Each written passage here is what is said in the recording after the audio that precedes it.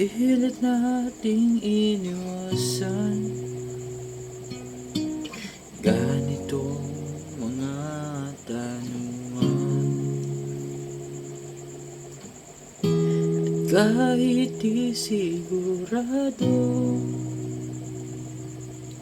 tinuloy natin ang ating ugnayan. Ngayon'y naubos ng kwentuhan, nagsimula ng magsisihan. Lahat ay parang lumabo, di alam kung saan tutungo.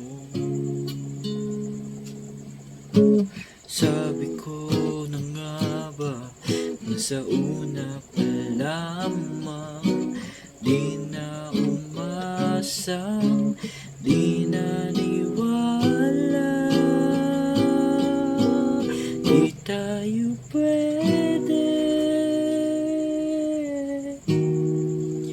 Pinagtagpo pero di tinadhana, di na posible.